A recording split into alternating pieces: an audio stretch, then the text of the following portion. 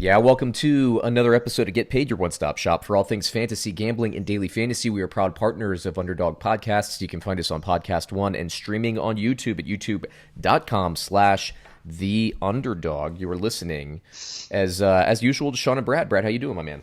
I'm great, brother. How you doing? I'm doing all right. So this is episode one for me in the new studio. Awesome. Looks beautiful. I shouldn't say new studio. It's, I guess, a new studio setup. So I don't know if you can see over my right shoulder, I have all the playoff matchups and the helmets. And then over my left shoulder over here, I have all the defunct playoff teams, which now includes the Patriots, the Buffalo Bills, the New Orleans Saints, and the Philadelphia Eagles. So let's just start there, man. Surprises from this weekend. I know you and I were texting quite a bit on that Buffalo-Houston game towards the end. Let's start there. And I told you, wow. I mean, I was kind of going off on it. You remember, me kind of talking about it, and I said watching this Buffalo Bills team was like watching a toddler sleepwalk on a skyrise balcony. Yeah. It was just, I mean, if you're a Buffalo Bills fan, first of all, I think because I remember kind of how I was as a Redskins fan when I had some tough times and all that. You got to be happy with how the season went, I think. Yes, I think so, yeah. Great season for them. Right. I would have loved to have seen them get a playoff win. Yeah, it has been a long time, and they were there. And I was saying that the Buffalo Bills, to me, this team should have beaten the Patriots at the end of the season. Yeah. They should have beaten the Baltimore Ravens. And when I say should have, I mean they were driving at the end of the game to at least push those games into overtime, but they had opportunities all game. And what it is, and I said this, is Josh Allen is just a young quarterback, and we saw it. That lateral, Brad, was probably the worst play in football that I can remember seeing. It was like watching a toddler on a high rise. It's like everything that could go wrong. Like there was a time where I felt like they should have gone for it and they punted. Then there was a time I thought they should have punted and they went for it. Like the funniest line of the weekend to me was when I think it was in regulation when Josh Allen was they lined up for a fourth down. I texted you. I said they got a punt here, right? Because they had all three timeouts. And they were 4th and 27 or something like that.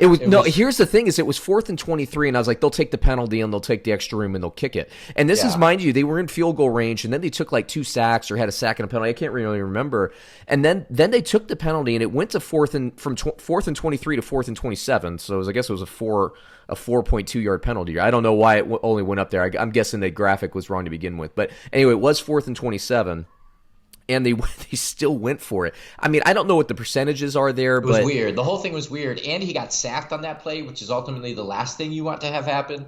He got sacked for like a loss of 20. You said, and your text was, the worst possible thing that could have happened there was a sack for a loss of 30. Yeah, right? Because the turnover on downs happens where the sack takes place, right? Yeah, we all know this as football fans. It was just so bizarre. The whole game was just weird, and then of course they come down and they kick the field goal to end the game and force it into overtime, which probably in my mind probably should have been the field goal to win the game. I mean, you think that if they didn't take the sack, and this is indicative of a young quarterback.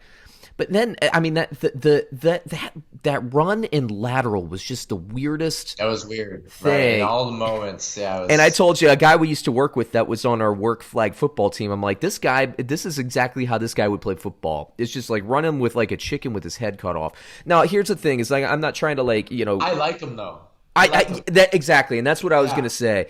Is Buffalo? I think you got to be happy with where you are, and he's a quarterback making his. I believe that's his first playoff start. Because I don't think he was in that suckfest when they played Jacksonville a couple years ago. I think that might have been, Fitzpatrick. I can't even remember who was quarterback back then for the Bills. But I mean, he was just trying to do too much, just like Sean McDermott said. And I think McDermott was probably a little ticked and irked at what Allen. I get that lateral was the most unfathomable, odd thing that I've ever seen on a football field. Work though, boy, would that have been something else. And it changes the narrative too, because Buffalo, I mean, they were up 16-0, and then Houston and Deshaun Watson. That's the danger, and that's really the difference in the game is Deshaun Watson versus Josh Allen there, and that's what we said coming in. And that is, by the way, Brad, a game that we did not lose this week because we pushed on that, at least in the line that we got.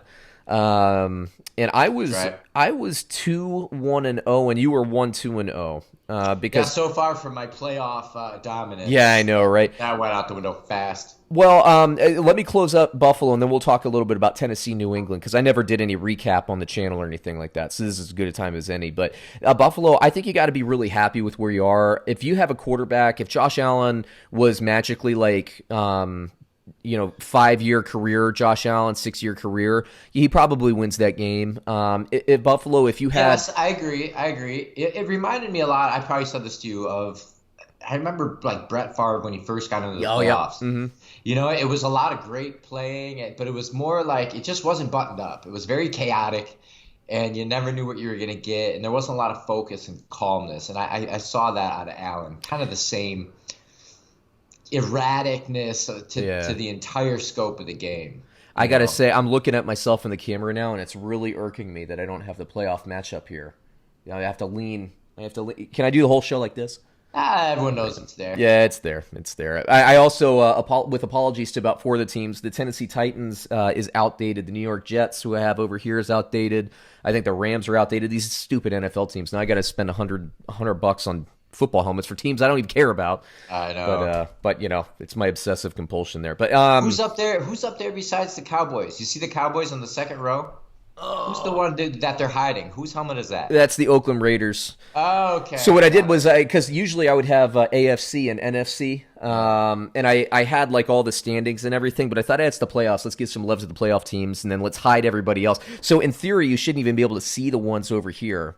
Yeah. But They don't that's get not love this week. Yeah, they shouldn't get any love. The teams that should get love are the ones that we see there. But and we'll be talking about all of them obviously going forward. But yeah, Buffalo, you'd be happy if they had. If they had Russell Wilson, and let me say this: if they had Matt Stafford, who you and I are both kind of cold on as an elite quarterback, he puts up numbers. But what I'm saying is, like, I see Josh Allen as a couple years from now being a Matt Stafford like type quarterback. Yeah. Which I think Buffalo would be very happy about. I don't know. I think Matt Stafford's unique in his own right. I Yeah, don't know if they anyone- all are. They all are. I mean, you're kind of, no quarterback. They're all like snowflakes, Brad, like delicate snowflakes. Yeah, but the man's been around for 15 years now, and he's got incredible numbers, and he's never won anything. He has no big win. I mean, what's his name there? Kirk Cousins. Finally got one, huh? He just finally got one. So maybe it's not so easy to come by. I don't know, but Stafford's numbers have probably, I'd have to assume, been way better than Cousins. Yeah, the guy's an anomaly. Yeah, and what I would agree with that. And what I would say though is that's just kind of the point I'm trying to make about Buffalo is I don't think you need a world beater quarterback with that. If you just have a guy who just plays with a little bit less. It's like he was on meth. At the end of the game, he was all keyed up, man. He was, and McDermott said it. I mean, he's trying to do too much, and he was. I think he was reserved. I didn't watch the press conference. I read the quotes, but like that's what I would say after losing that game as a defensive coordinator when my quarterback was doing that kind of stuff. And it is what it is. But Buffalo, I think there's a lot of reason to be happy there. Brad and I are, we were wrong as we said last week. I mean, this team's good. Brad, you got a good look at him. We were texting. I mean, this team is. There's a lot to like on this team. You just need a quarterback who's a little bit more mature. That's it. Dude, I watched them for 5 minutes, and I even texted you. I said I really like Buffalo. Yeah, they're good, man. They're good. Their defense, I really enjoy. Enjoy them.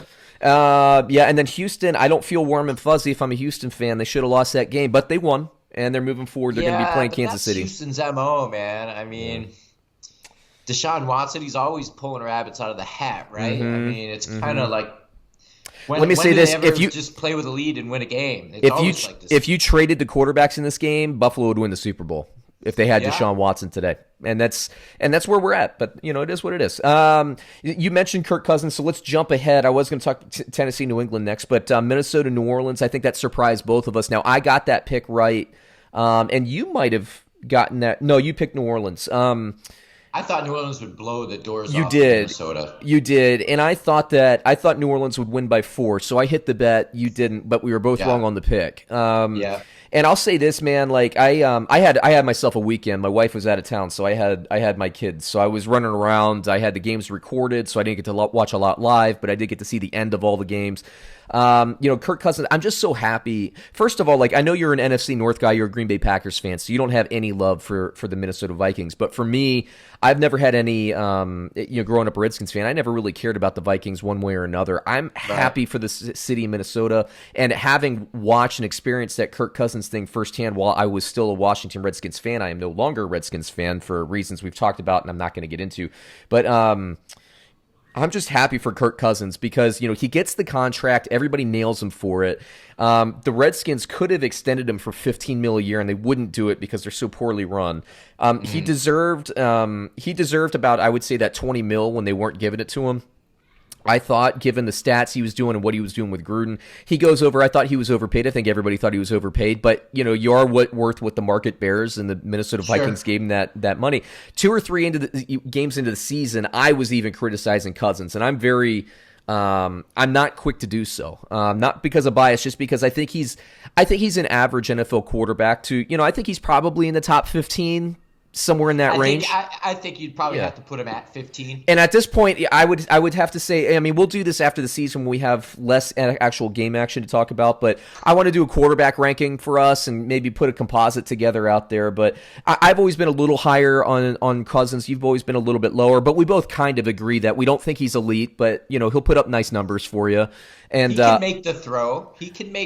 But could he make the throw under pressure? You and I also agreed with that. Is he couldn't, because he's never shown that ability to. And he had a couple. Not in a big game. Right. And he proved us wrong a couple times this season during the regular season, where we've actually missed picks because we're like, Minnesota's on prime time. Cousins, he doesn't do. We actually lost a couple of those bets this year because of that. And that throw to. I want to say this. All right. Go. I want to say this, and I'm not trying to be a hater.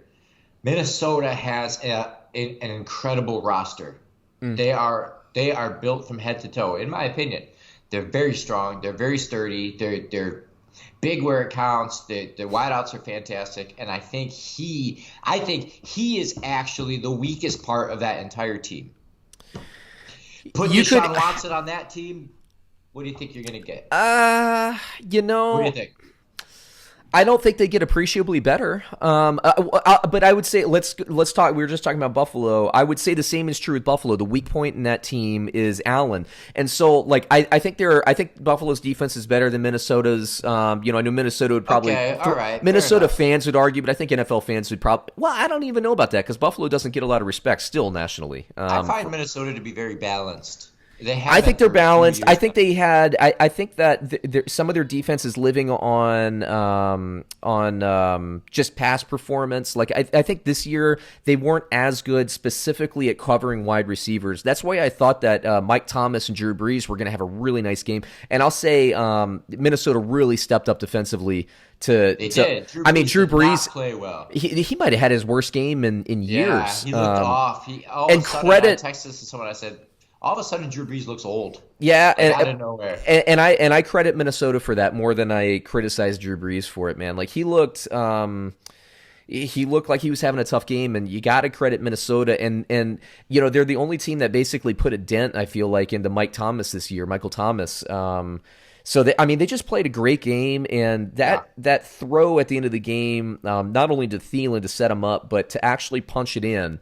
Right, that was a Cousins in Washington Redskins staple. It was a big throw to get him on the 1 yard line, and then it would be a goal line stand. And so I thought that Minnesota. I'm always a fan of play action. If you're at first and goal from the 1 or 2, play action on first down.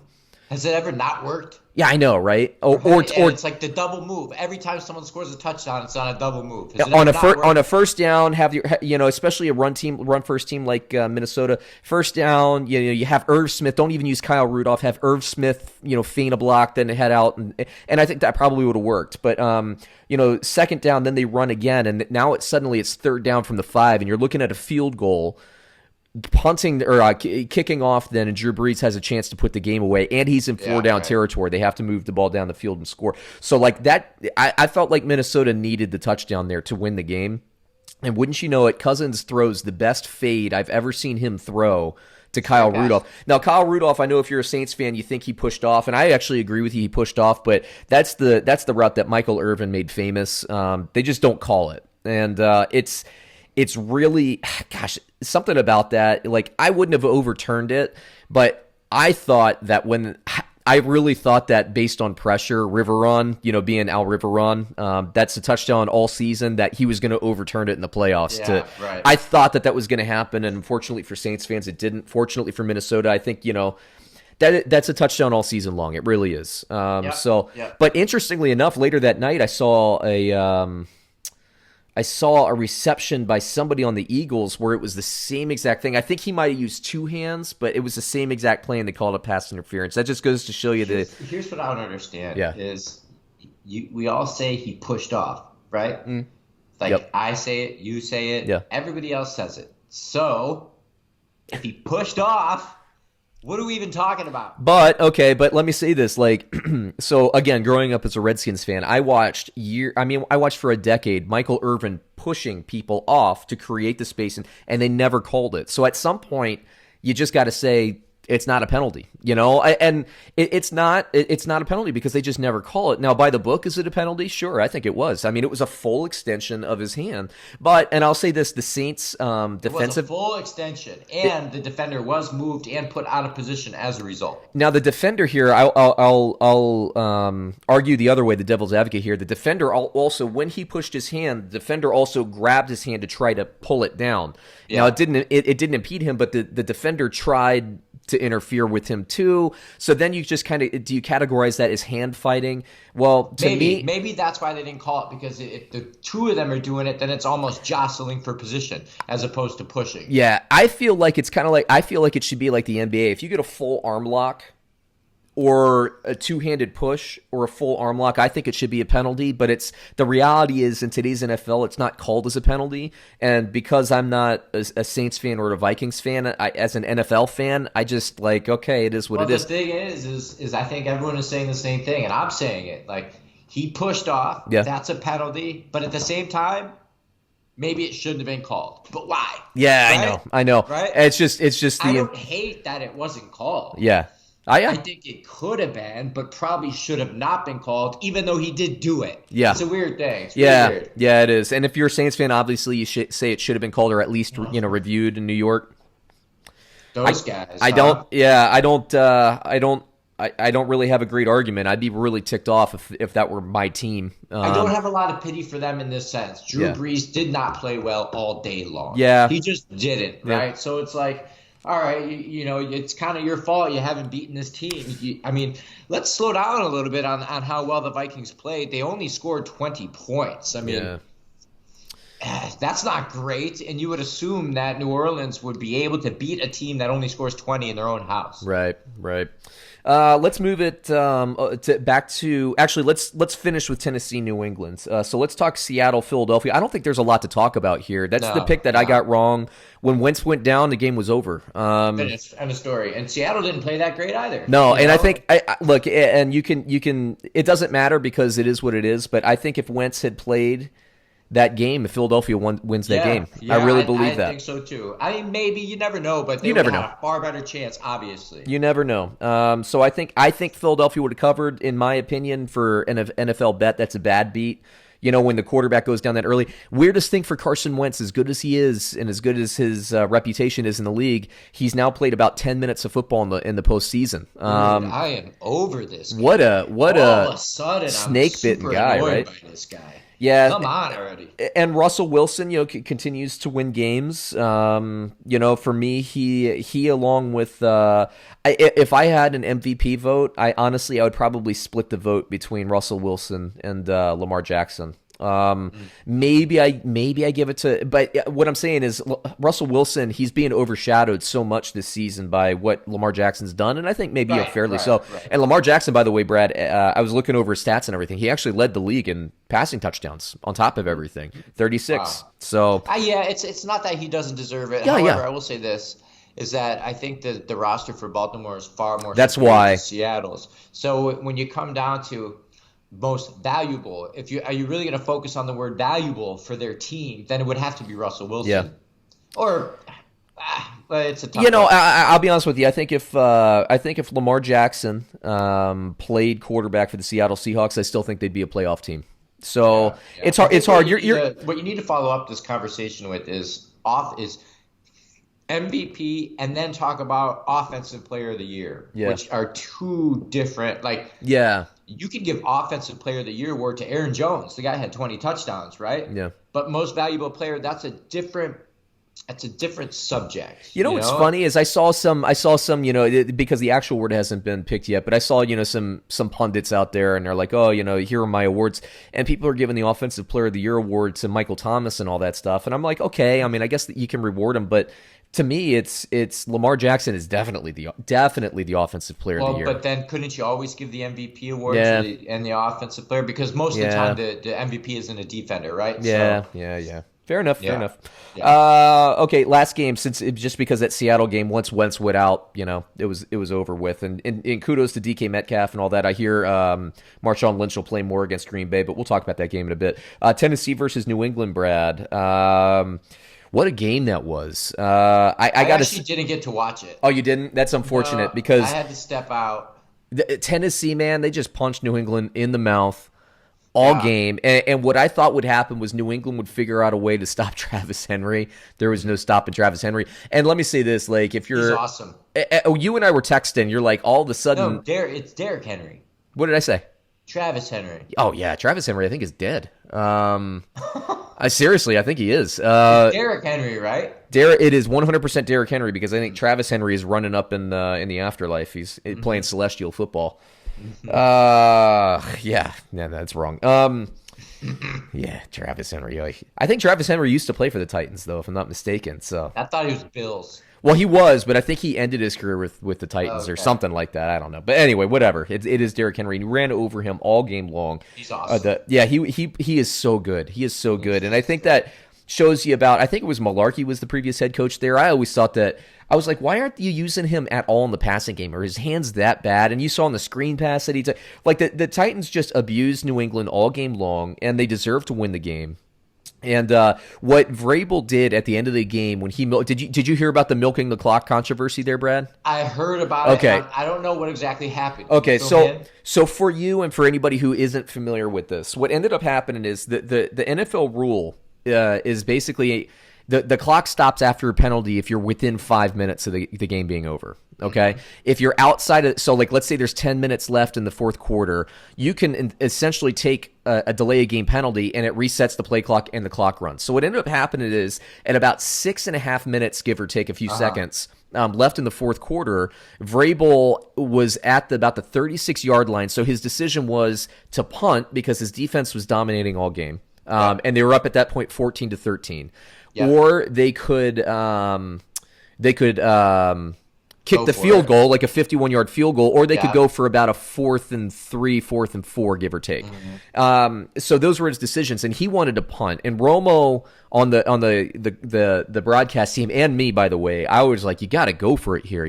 That's what we saw Philadelphia do in that Super Bowl. Is you be aggressive with the Patriots, you beat them. Now Vrabel bet on his defense. He's a defensive guy, and to be fair to Vrabel, history proved him right, first of all, but obviously that defense is playing really, really well. So, they punt. But what Vrabel did was he ran the clock down and he took the penalty, and I forgot what it ran down to, maybe 5 minutes and 50 seconds or something like that. So the play clock resets to 25 seconds. How many times did he penalize himself? Here's the interesting thing. So he took the delay of game penalty, right? Yeah. So that gets down. So the clock resets, so he runs it down again. So what Vrabel did then, if he takes another delay of game penalty, if you have 2 delay of game penalties in a row, it turns into an unsportsmanlike conduct penalty, stops the clock, moves it back 15 yards. So what he did was he ran the play clock all the way down to 1 second, and he had one of his linemen jump as a false start. So that was his second penalty, but they weren't the same penalty. It wasn't a delay of game. So then it reset the play clock again. Meanwhile, Belichick's on this. Yeah, it is evil. But that's exactly what Belichick and the Patriots do. And you see Belichick. That trick. He did, I know, right? And so Belichick was going crazy on the other sideline, which I think is hilarious because this is the kind of stuff Belichick does. He's getting out Belichicked here. And on top of that, Brad, the reason I came across is it because I didn't even notice it happening, but there's an article, I don't know if it's CBS or Deadspin or somebody, but Belichick did exactly this to the Jets like a couple years ago, and Bill Belichick had one of those sarcastic kind of smirked through his mouth press conference talks about like how he just wanted to use up some clock there.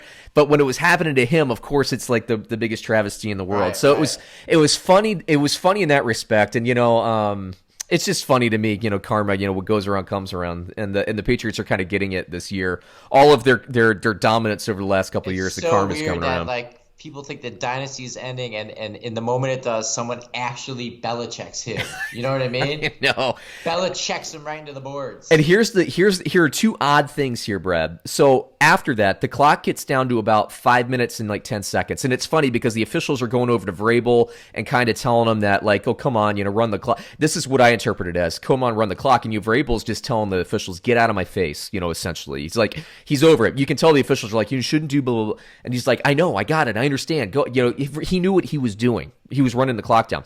And what that did was basically it meant that if the Patriots then get the ball, oh, by the way, Brad, so the next play, it's at like 5 minutes and 15-ish seconds or 5 minutes and 5. The Patriots jump off sides. So they jump off, an unpatriot-like thing to do. They jump off sides, neutral zone infraction, then they get to run the clock down even more. It's crazy. But so it's 3 plays that they had, 3 penalties, 2 on the Titans, 1 on the Patriots, and they ran the clock all the way down to 5 minutes. Then what happens tactically is if the Patriots score a touchdown or a field goal, now the Titans, with their dominant run game, can have the last possession if they come down and get their score. They can score and end the game there. If they punt with 6 minutes left, you don't know. Maybe the Patriots have about 30 to 45 to a minute left at that point. So now here's the last thing I'll talk about tactics, because this is a fascinating to me end of the game. What ends up happening at the very, very end of the game is the Titans get the ball back, but due to stoppages, the clock or whatever, they have to punt the ball to New England, and they get like 15 seconds or something like that to end the game. I saw the very end of it. Did you see that punt? It lands on about the 1-inch line. Now, I thought it was odd that Belichick went all-out punt block, because that was a poor decision. Now, when they've had terrible decision, and when they've blocked their punts this year, it hasn't been all-out punt block. It has been, guy makes a play, like Slater makes a play, or somebody beats their guy. I thought that they should have punted, or they should have fielded the punt and let Edelman try to work some magic or something like that. That's your best chance of getting a touchdown. Yep, I agree. I agree. I mean, it just is. Yeah, and at that point, they only needed the field goal, because the pick six then came at the end, which the correct play for the Titans would have been to catch the ball and take the knee, but then they score, and then they give the Patriots another chance, and then they lateral instead of, setting up another, an unpatriot-like end to the game. Yeah. They got out-patrioted. But let me say this about the dynasty. I still think, and we talked about this last week, if you give Brady either a tight end or a wide receiver, that team could still make a run. Sure, I don't see any reason to break up that team. I don't see any reason for Brady to retire. But dude, he was throwing the ball hard. He had some power behind his throws. He missed some that he probably would have made 10 years ago, but it is what it is. He's still better than, like we said last week, he's still better than, I would still probably have him safely in the top 10 of quarterbacks, maybe even the top 5. We'll do that again. We'll do all that after the season when we start to play some of these games.